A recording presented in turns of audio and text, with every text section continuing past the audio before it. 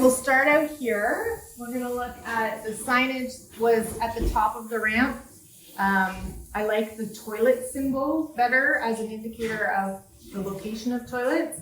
And I've especially noticed just in the past couple days, because elevator signs are kind of similar to toilet signs because they've got a person in a box. So if you put the toilet symbol and the accessible symbol, then you know that these are accessible toilets. I don't know.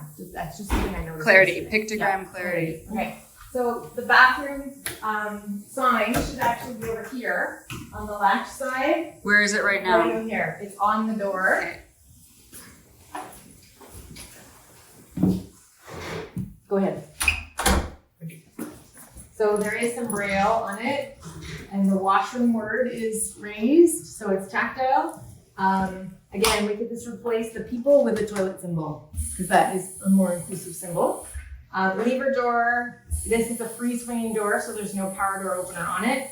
We would put the sign right here, so it's easy to open with a closed fist. If this were a self-closing mechanism, we would really want to have a power door opener on that. Okay, so come on in. We've got a pretty generous turning space. The door does swing in. I'll come back, don't worry.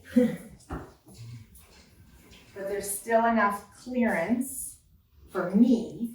It's not a giant turning circle, but it is better than most stalls where the doors swing in. So come right in. I'm gonna close the door. See ya. And what I've noticed with this is I had to push it to really latch it in order for the lock to engage. The lock, I don't know that this would qualify as a closed fist operation. Maybe. It does require a little bit of dexterity. Yeah. So another great thing to have with this kind of locking mechanism is an occupancy notification. So what it would do is it would say on the outside that it's locked. Does it do that? No. No. No, we can see it turning, but it doesn't actually indicate so anything. if it said occupied, that would be great. So you have to latch it and then lock it. Okay, so let's talk about hand washing first, even though that's reverse order. I've got knee clearance. The pipes have rubber on them, so I'm not touching hot pipes if the water was hot. I can actually stay at the sink, reach the soap, wash my hands. I can see my face. The sensors are good. The sensors actually worked well. And then I can reach the paper towel. Oh, but look at what I did. I didn't even try to do that. I only got one. And so now I have to reach around, use my dexterity to turn that thing. And a lot of times they're closer and I can't even get my hand around there to release more paper towel. See, it says pull with both hands. Not everybody can do that. Garbage is right there, which is great. It's out of the way. It's not blocking the door. It's not blocking the transfer space of the toilet. It's not giant. So that's really great.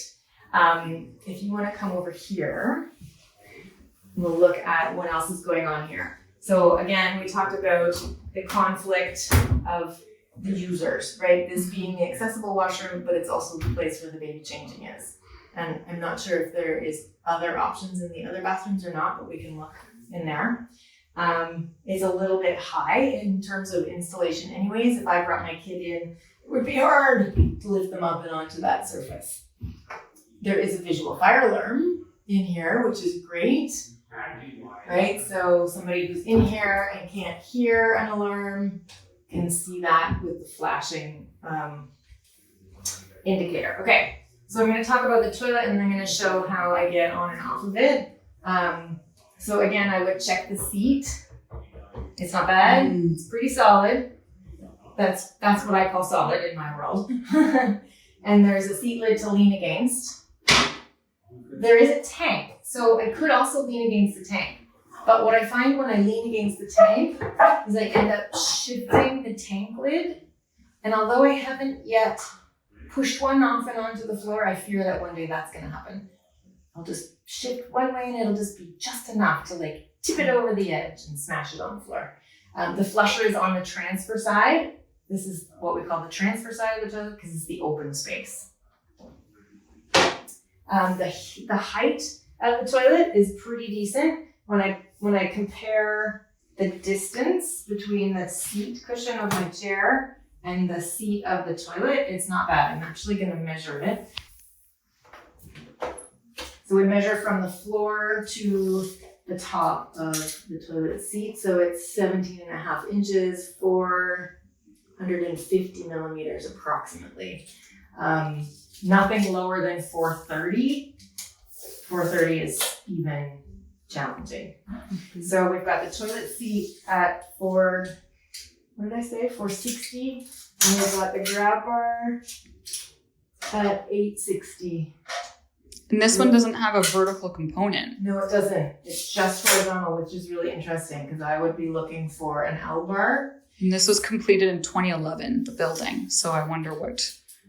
Yeah, I would have to check code from that time. The distance between the toilet seat and the grab bar is about, well, if you do the math, it's about 400 millimeters. It should be 300 millimeters for an ideal setup. So this is a little bit high. Okay. So again, I pull up to the toilet. I put my down bar right as close as I can get. Get my feet off my foot plate, lean on the bar, lean on the toilet seat, and shift my weight over. And then I use my seat as like my second side. If there was a fold down bar here, I would be using that fold down bar to help with my balance in doing all of this. Because I have to move my legs and get centered on the toilet. Okay, so now I'm sitting here. I'm gonna do my thing. I'm gonna have this as my other side support, so I'm leaning on this wibbly wobbly chair. So you're having to move the chair. Yeah. I have to move the chair because I need to get between my knees, so my chair has to not be in the way. And then I also need to get my stuff out of my backpack. So I'm getting my supplies out of my purse because there's no shelf or anywhere, right? I mean, I could use that if I needed all of my supplies. I would take that out and I would put that there. So that's like a nice little spot. So that's the one okay thing about these giant toilet rolls, right? So then my catheter, I need to put it in the garbage, right? So this is actually really good because it's one-hand operation.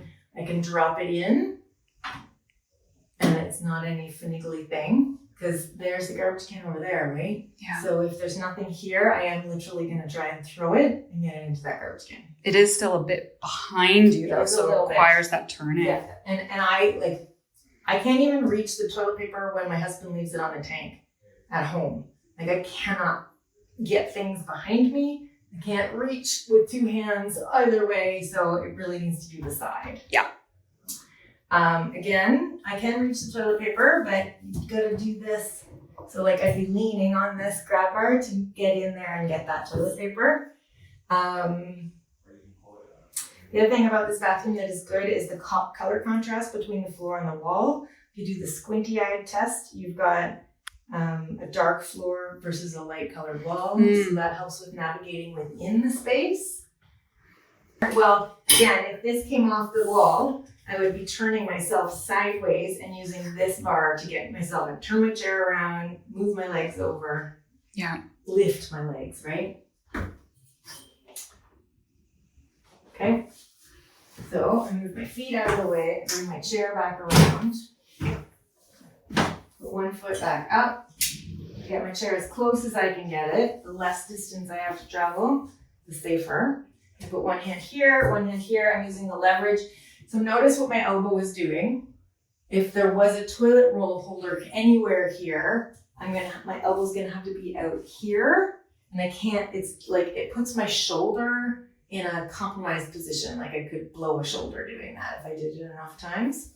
You can see how it's a bit high. It is, yeah. It should be right about here.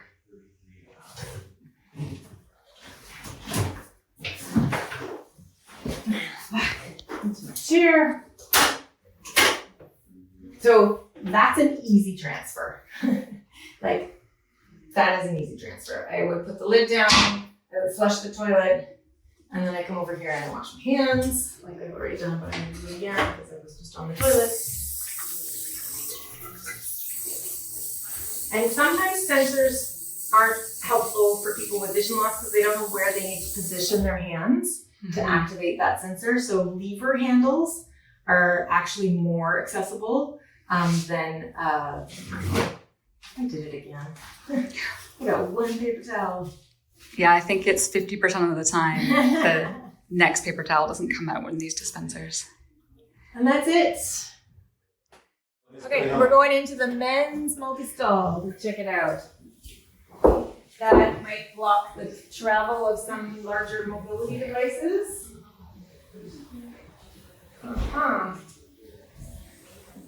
Interesting.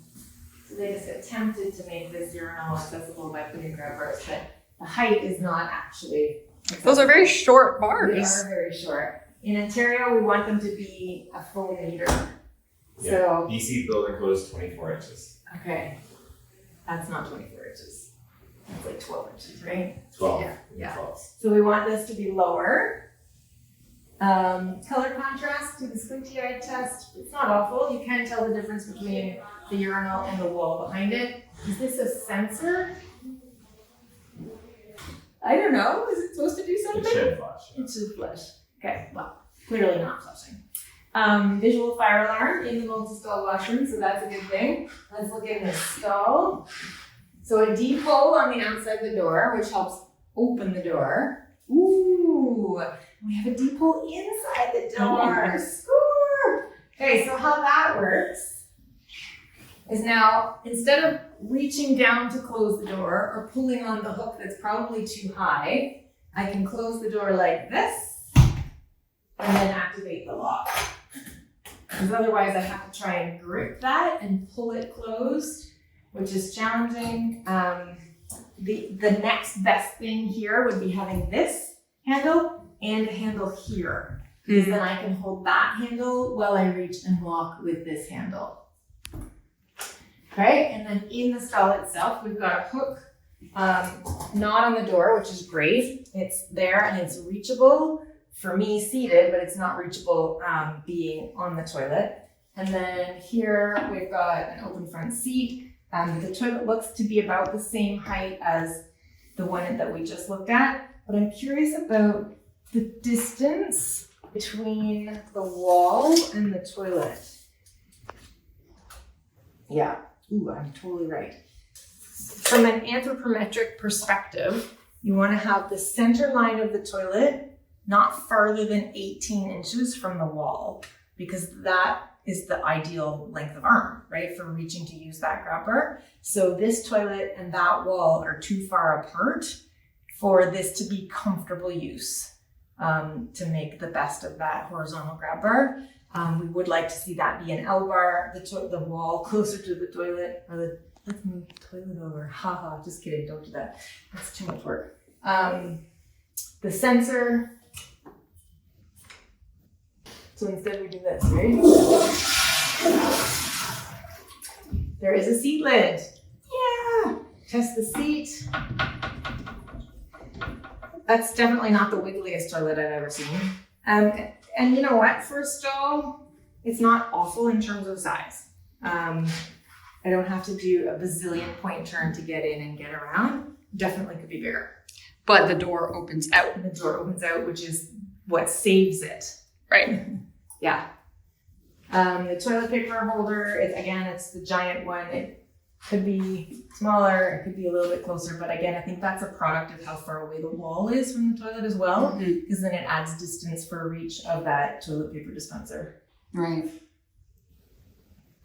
Add a full deck grab bar, that would be brilliant.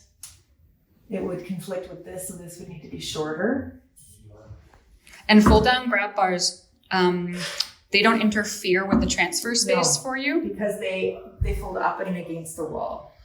So even if somebody did a sideways transfer, so they come beside the toilet like this, and they don't have their wheel in the way like I do, they can slide right onto the toilet that way, and they would be leaning to reach this grab bar while they do that slide. But this is it doesn't stick out far enough, that fold down grab bar, for it to actually impede this kind of transfer. Okay. Right, so here I am, I can roll into the sink.